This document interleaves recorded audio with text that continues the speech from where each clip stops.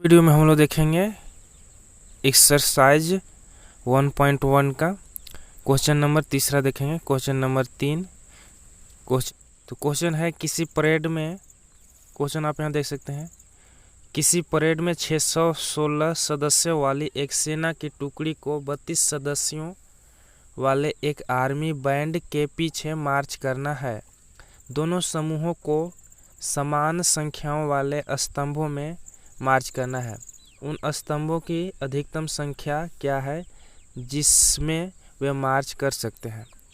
तो देखिए यहाँ पर दो समूह है, एक 616 वाला सदस्य है और एक 32 सदस्य वाला है। तो दोनों को मार्च करना है, मतलब परेड करना है, दोनों समूहों को परेड करना है। तो वे अधिकतम किस स्तंभों की संख्या पर मतलब कर सकते हैं। यहाँ पर क्वेश्चन पूछा है उन स्तंभों की अधिकतम संख्या क्या होगी जिस पर वे मार्च करेंगे। तो चलिए हम इसे हल करने की कोशिश करेंगे। तो इसको हम दो मेथड से बना सकते हैं। पहला है 616 तथा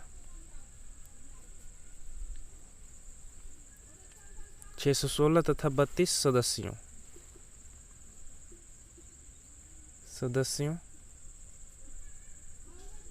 वाली सेना है।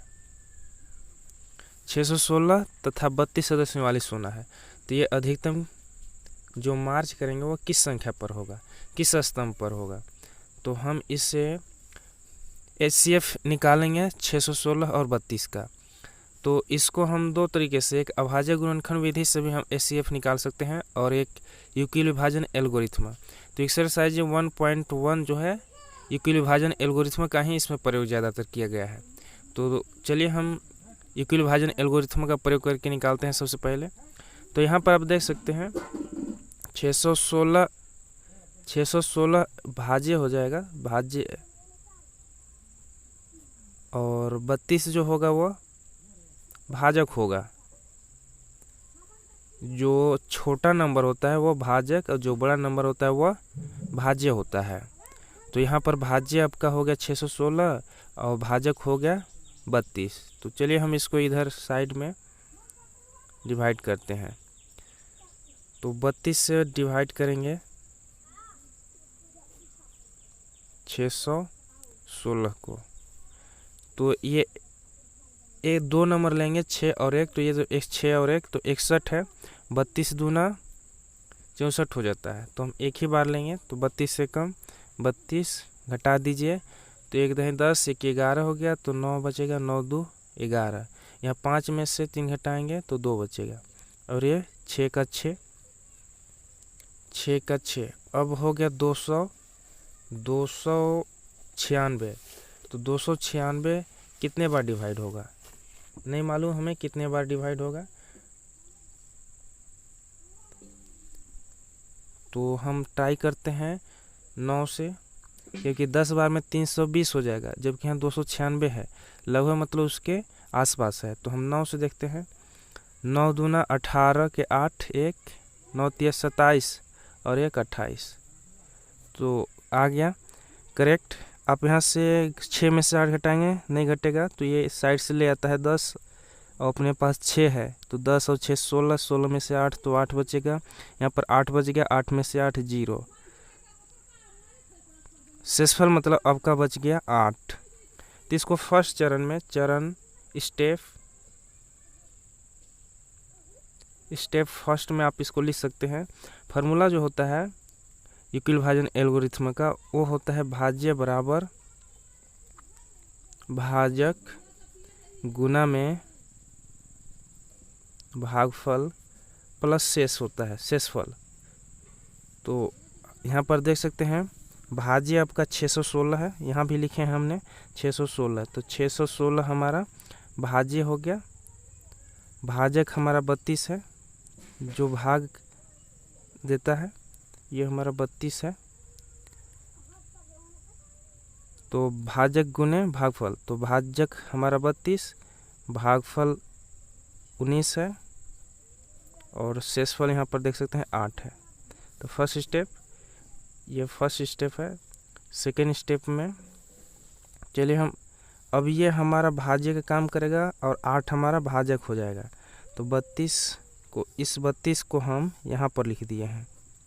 तो 8 चौका 32, घटाएंगे तो शेषफल 0। तो ये हमारा 4 जो है यह भागफल हो गया। 8 हमारा भाजक है, 32 हमारा भाज्य है। तो भाज्य हमारा 32, तो भाज्य बराबर होता है भाजक। तो भाजक 8 है, यहाँ पर देख सकते हैं भाजक 8 गुना में भागफल 4 प्लस शेषफल यहाँ देख सकते हैं 0। तो सेकेंड स्टेप में हमारा ख़त्म हो गया, 0 आ गया। तो HCF कौन होगा? HCF हमारा 8 होगा। जो अंतिम चरण का जो होता है, लास्ट स्टेप का भाजक होता है, वही हमारा HCF होता है। तो क्वेश्चन पूछा था सभी स्तंभों की संख्या। तो सभी स्तंभों की संख्या कितना होगा? सभी स्तंभों की संख्या, सभी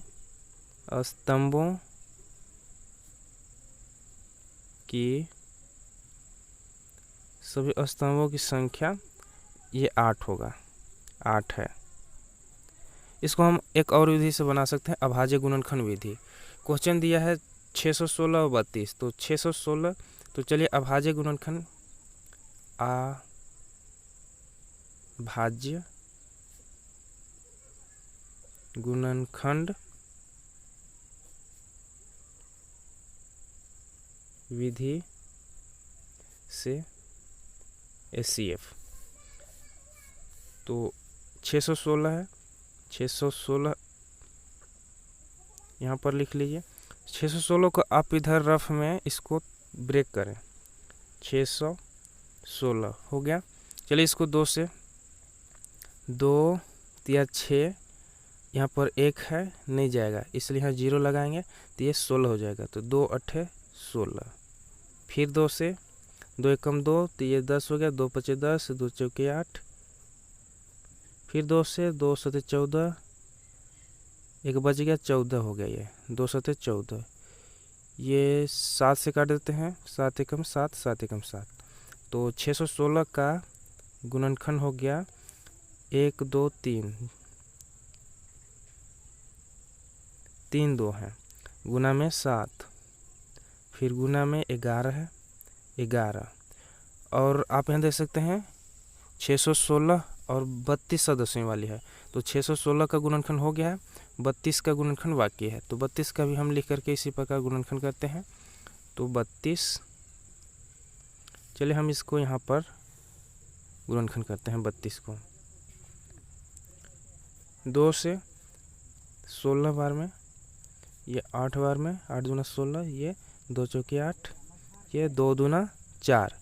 तो कितने हो गए? 1 2 3 4 5, मतलब 1 2 3 4 5। तो आप यहाँ पर जो दोनों में मिल रहा है, 616 के गुणनखंड और 32 के गुणनखंड दोनों में मिल रहा है, उसको आप इसे घेरा बना लीजिए, और दोनों में मिल रहा है वही इसका HCF हो गया।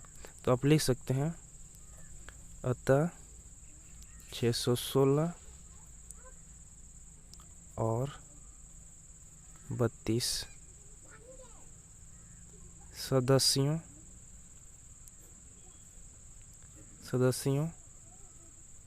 की स्तंभ की संख्या। तो यहाँ देख सकते हैं 616 के गुणनखंड और 32 के गुणनखंड दोनों में जो मैच करेगा उसी को लिखेंगे। तो यहाँ पर देख सकते हैं दोनों में 2 2, तो ये 2 हो गया, यहाँ भी 2 और यहाँ भी। तो 2 दूना 4, 4 दूना 8, तो 8 हो गया। अब देख सकते हैं यहाँ भी हमारा 8 आया था। इक्विल विभाजन एल्गोरिथम विधि से भी हमारा स्तंभों की संख्या 8 आया था। अभाज्य गुणनखंड विधि से भी हमारे यहाँ पर 8 आया था।